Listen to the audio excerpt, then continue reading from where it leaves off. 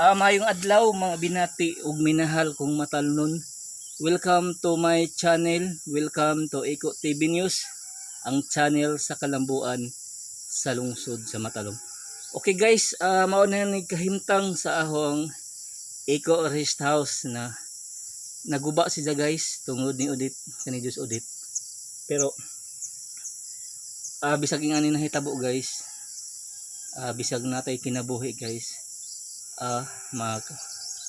Magpadayon nga po ang atong ang panglangtaw or mga pangandoy bisan pa man nga naguba ning ahong napundar sa una, pero I believe nga siguro nahitabo ni tungod sa mas munindot pa ni guys kay nanginahanglan kog sin, pero giana man ta guys, pero okay ra ra, no problem kay kuan.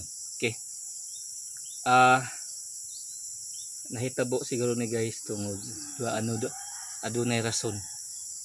Kay mao ni akong primero nga napundar dere sa akong pagtrabaho sa munisipyo niya kanang kuan.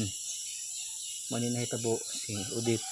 Katong agsawa pa si Udit, maayo unta ni, pero pag abot ni Udit guys, mao na ni ang ahong kahimtang sa akong rest house. Naguba ada. Pero di ta mawad-an og paglaom kay habang may buhay may pag-asa nga.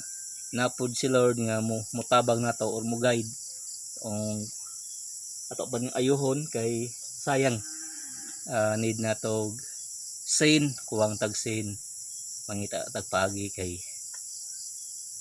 sige ra at least nga buhi ta niya napatay trabaho. Di ta mawad-an og paglaom nga maayo ni. Iya mong isorry guys sa hong kuan deron March 5, 2022. Kay nagtrabaho man sa among bahay guys. Katong ang bag-o ngadto madugani kay huwa maguba. Ang kanira ang primerong napundar maoy medyo sakit sa dughan, pero it's time to mangita tag paagi nga makasenta niya kanang kakonta sir tag sin.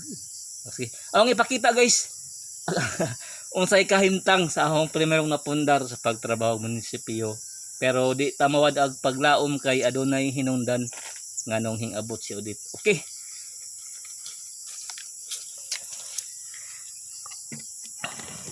mao ni guys, mao ni ahong kuan na guys na ayuhonon lagi ni siya, pero mangita pa ta, sige lang. I believe nga kanang napatay paglaom nga mo maayo ni kay napamasamtang napatay kinabuhi guys. Di ta mawad-an og paglaom nga kuan. Mao ni guys, mao ni kahimtang